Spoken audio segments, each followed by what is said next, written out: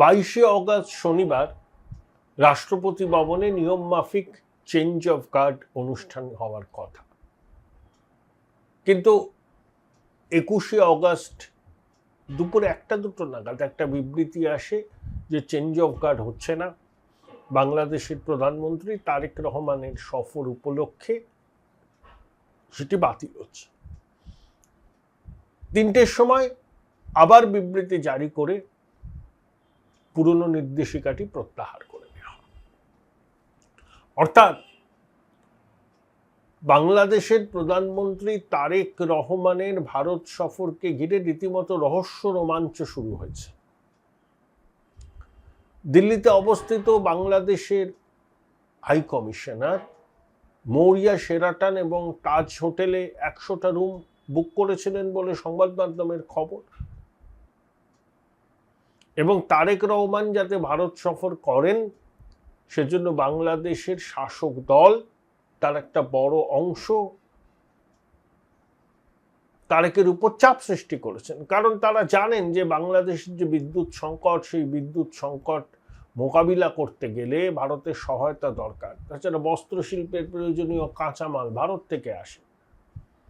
ইতিমধ্যে আমরা 82 লক্ষ লিটার তেল, ডিজেল আর কি, মৈত্রী পাইপলাইন দিয়ে বাংলাদেশের পার্বতীপুর ডিপোতে পাঠিয়েছি। এই হচ্ছে বর্তমান অবস্থা। কিন্তু কট্টরপন্থী জামাত এবং জাতীয় নাগরিক পার্টি তারেক রহমানের উপর প্রবল চাপ সৃষ্টি করায় তারেক রহমান এখনো ভারত সফরের বিষয়টিকে চূড়ান্ত করতে পারেননি। আমি জাতীয় নাগরিক পার্টির নেতাদের বক্তব্য শুনছিলাম, রীতিমতো উগ্রমূর্তি ধারণ করে তারা তারেককে চ্যালেঞ্জ জানাচ্ছে। কিন্তু যারা বাস্তববাদী, যারা বোঝেন যে বৃহৎ প্রতিবেশী ভারতের সঙ্গে সম্পর্কের উন্নতি না করলে বাংলাদেশেরই ক্ষতি, এবং আমরাও বাংলাদেশকে কোনো অবস্থাতেই পাকিস্তান হতে দেব না। ডিজিএফআই এর কর্তারা ইসলামাবাদ সফর করছেন, এবং আমরা তারেক রহমানকে লন্ডনে, তখনও তিনি ঢাকায় আসেননি, স্যাটেলাইট মানচিত্র দিয়ে বলেছিলাম কোথায় কোথায় জঙ্গি ঘাঁটি আছে। তারেক প্রতিশ্রুতি দিয়েছিলেন যে জঙ্গি ঘাঁটি ডিসম্যান্টল করবেন, কিন্তু তিনি কথা রাখেননি। এই পরিস্থিতিতে বাংলাদেশের রাষ্ট্রপতি নির্বাচিত হলেন প্রবীণ বিএনপি নেতা মির্জা ফখরুল ইসলাম আলমগীর, এবং যিনি বাংলাদেশে অজাত শত্রু ভদ্রলোক হিসাবে পরিচিত। তিনিও মুক্তিযোদ্ধা ছিলেন, কিন্তু কখনো মুক্তিযোদ্ধা ট্যাগ লাগিয়ে ঘুরতেন না। মুক্তিযুদ্ধের সময় বিহারে প্রশিক্ষণ নিয়েছেন, বামপন্থী আন্দোলন করতেন, পরে বিএনপিতে যোগ দেন।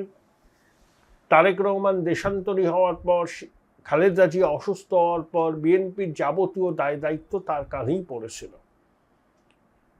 মির্জা ফখরুল ইসলাম আলমগীর সম্পর্কে কোনো কুমন্তব্য তার বিরোধী রাজনৈতিক শক্তিও করে না।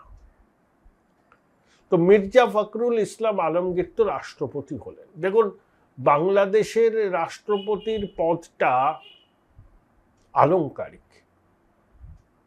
তিনি সাংবিধানিক প্রধান, তিনি প্রধান বিচারপতি ও প্রধানমন্ত্রীকে নিয়োগ করতে পারেন, কিন্তু বাকি কিছু করতে গেলে তাকে প্রধানমন্ত্রীর সঙ্গে পরামর্শ করতে হয়। হ্যাঁ, একমাত্র অভ্যন্তরীণ আইন শৃঙ্খলা ভেঙে পড়লো, বহিঃশত্রুর আক্রমণ ঘটলো, এইরকম পরিস্থিতিতে রাষ্ট্রপতি জরুরি অবস্থা জারি করতে পারেন।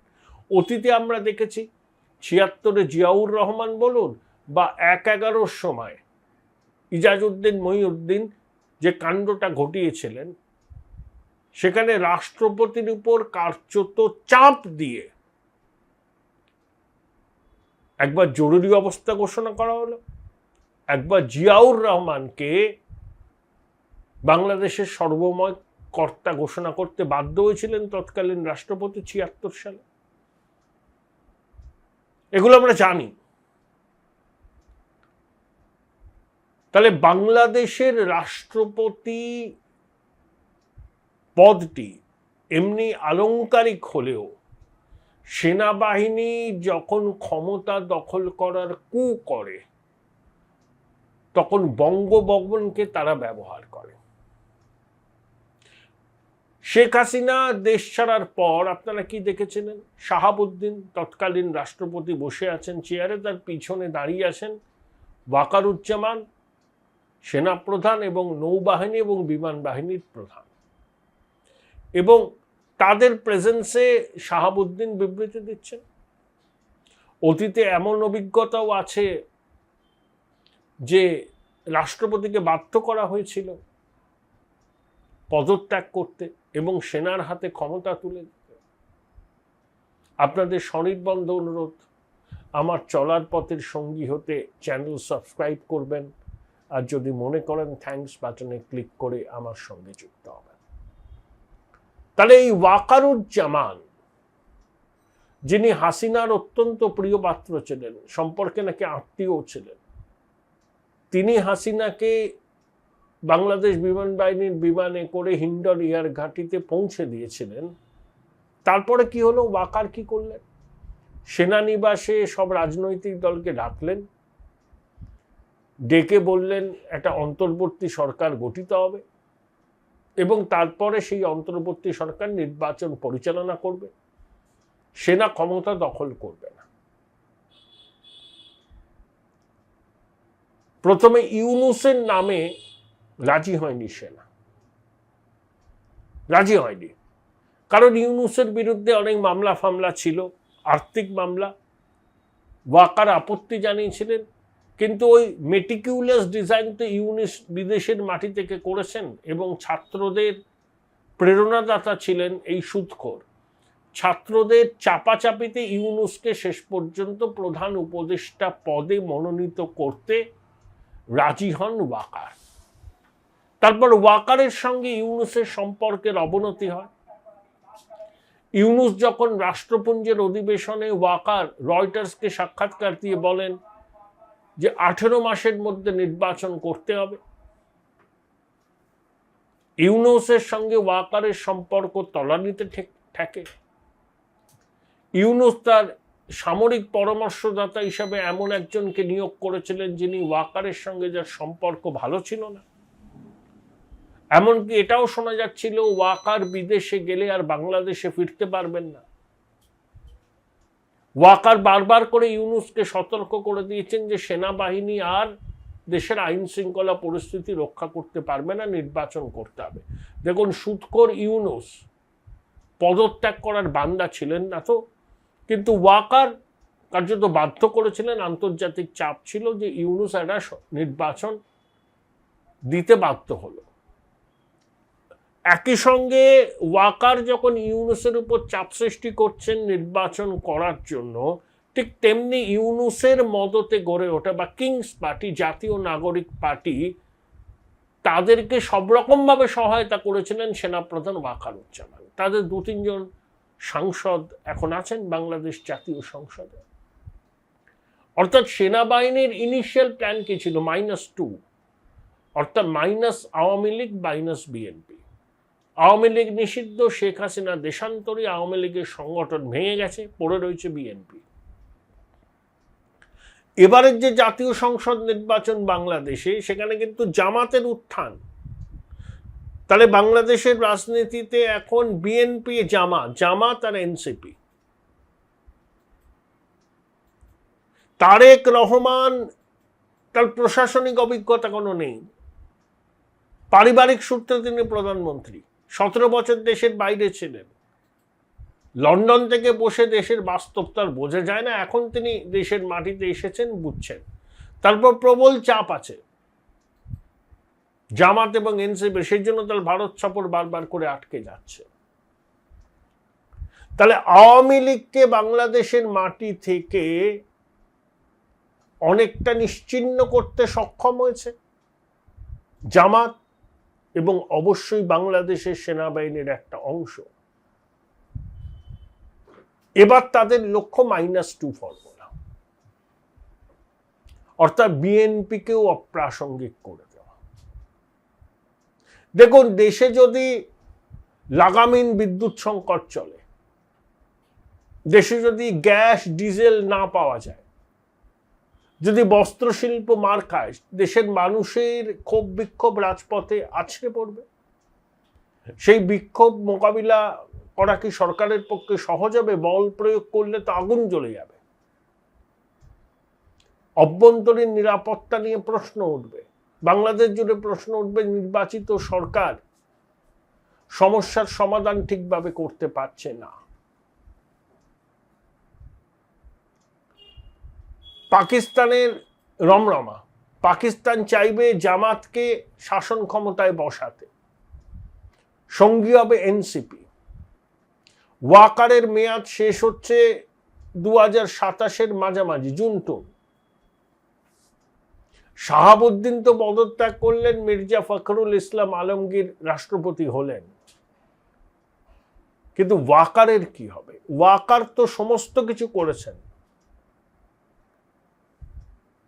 ওই অন্তর্বর্তী সরকার গড়া, ইউনূসকে প্রথমে মানতে রাজি না হয়েও শেষ পর্যন্ত ইউনূসকে স্বীকার করা, আবার একই সঙ্গে ইউনূসের উপর চাপ দিয়ে 18 মাসে নির্বাচন সম্পাদন করা। বিএনপির কাছে ওয়াকার ক্রেডিট দিচ্ছেন, দেখো আমি ছিলাম বলেই তো ইউনূস বাধ্য হলো নির্বাচনটা করতে। তাহলে ওয়াকারের রাজনৈতিক ভবিষ্যৎটা কি? আমি রাজনৈতিক ভবিষ্যৎ সচেতনভাবে বলছি, পাকিস্তানের মতো না, বাংলাদেশের অধিকাংশ সেনাপ্রধান সহজে অবসর নিতে চান না। ইসলামাবাদকে রাওয়ালপিন্ডি কন্ট্রোল করে। ইতিমধ্যেই তো শোনা যাচ্ছে যে পাকিস্তান পিপলস পার্টি, তারা পাকিস্তান মুসলিম লীগ নওয়াজের সঙ্গে সম্পর্কের অবনতি তারা জোট ছাড়তে চাইছেন। অগস্ট মাসের গোড়ায় ইসলামাবাদে একটা পাকিস্তানের একটা কনফেডারেশন অফ ইন্ডাস্ট্রির সভায় মহসিন নকভি, ফ্যাক্টোটামা ফিল্ড মার্শাল আসিম মুনির কি বলেছেন? এরকম চলতে থাকলে 6 মাস পর পাকিস্তান ব্যর্থ রাষ্ট্রে পরিণত হবে। অর্থাৎ ইঙ্গিত স্পষ্ট যে পাকিস্তান মুসলিম লীগ নওয়াজ আর পাকিস্তান পিপলস পার্টি একজোট হয়ে যে সরকার গড়েছে, এই সরকারের বৈধতা নেই, সেনাবাহিনী চেয়েছে বলেই হয়েছে। ফিল্ড মার্শাল আসিম মুনিরকে রাষ্ট্রপতি করা হোক, সেটা দুটো দল মিলিতভাবে বলুক, জারদারি পদত্যাগ করুন, এবং পাকিস্তান মুসলিম লীগ নওয়াজ এবং পাকিস্তান পিপলস পার্টি একযোগে রাওয়ালপিন্ডিকে বলুক, দেশের এই কঠিন সময়ে আপনি হাল ধরুন, আপনি রাষ্ট্রপতি হন, ফিল্ড মার্শাল থাকুন। মহসিন নকভি যখন এই কথাটা বলেন, সেটা বুঝতে হবে যে ফিল্ড মার্শাল আসিম মুনির বলছেন, কারণ পলিটিক্যাল চিলড্রেন মহসিন নকভি আসিম মুনির। তাহলে পাকিস্তানের সেনাকর্তারা যেভাবে ক্ষমতা ব্যবহার করে নির্বাচিত সরকারের উপর, বাংলাদেশেও তার কোনো ব্যতিক্রম নেই। বাংলাদেশের সেনাবাহিনী বঙ্গভবন এবং রাষ্ট্রপতিকে অতীতে ব্যবহার করে ক্ষমতার পাশা উল্টে দিয়েছে। সেটা তারেক রহমানের বাবা জিয়াউর রহমান থেকে শুরু করে 1-11 সবাই জানেন।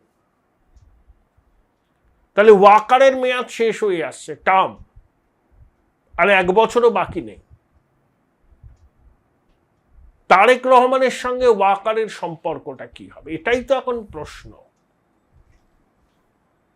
যেভাবে জামাত এবং এনসিপি তারেকের উপর চাপ সৃষ্টি করছে, ভারত সফর যাতে তারেক না করেন সেটা নিশ্চিত করতে চাইছে, এর পিছনে মদত আছে একটা বড় অংশ। এবং বাংলাদেশের মানুষের দুর্ভোগ বাড়বে। বৃহৎ প্রতিবেশীর সঙ্গে সম্পর্কের অবনতি হলে বাংলাদেশের সাধারণ মানুষের জীবন দুর্বিষহ হয়ে উঠবে। এখনই বিভিন্ন শহরে গড়ে 10 ঘন্টা করে আলো থাকে না, পেট্রোল পাম্পে তেল নেই, গ্যাস নেই, অনেকের উনুন জ্বলছে না। তা এটা যদি কন্টিনিউ করতে থাকে আগামী 5-6 মাস, ইতিমধ্যে বাংলাদেশ সরকার বলেছে আশু কোনো রিলিফ নেই, তখন ইন্টারনাল এমার্জেন্সি ডিক্লেয়ার করিয়ে মির্জা ফখরুল ইসলাম আলমগীরকে দিয়ে ওয়াকার ক্ষমতায় বসে যাবেন না তো?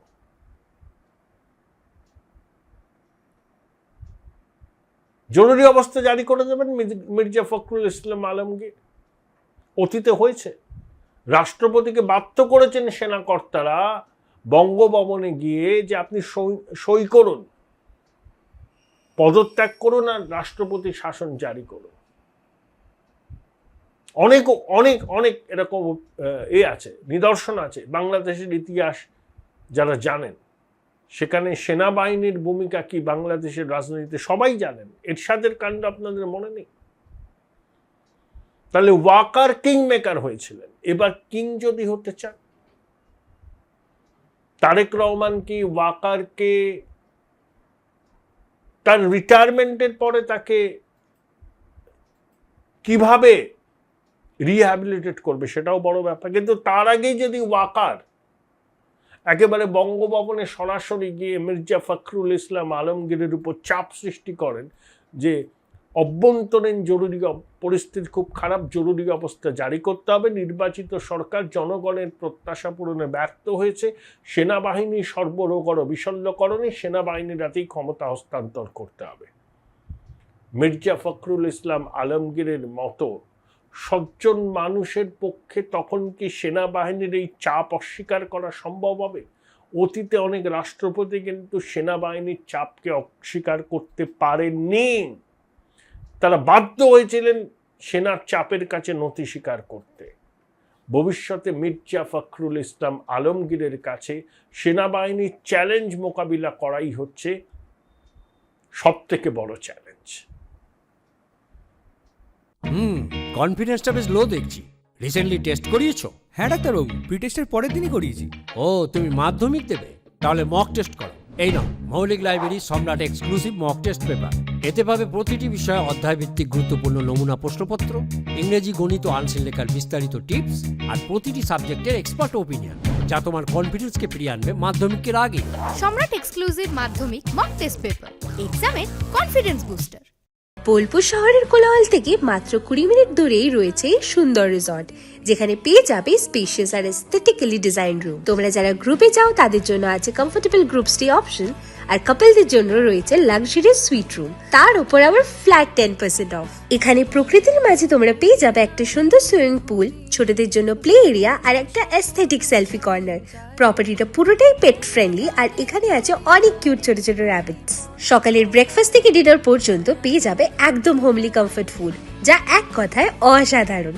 বেঙ্গলি কুইজাইনের সাথে সাথে পেয়ে যাবে চাইনিজ আর নর্থ ইন্ডিয়ান অপশন। বিকেলে বনফায়ারের আলো, বন্ধুদের সাথে আড্ডা আর খোলা আকাশের নিচে গ্রাম বাংলার হাওয়া, পুরোটাই এক অপরূপ অনুভব। তাহলে বলো তোমরা কবে প্ল্যান করছো এই পিসফুল এসকেপটা? And don't forget to follow miss cupcake for more such travel updates.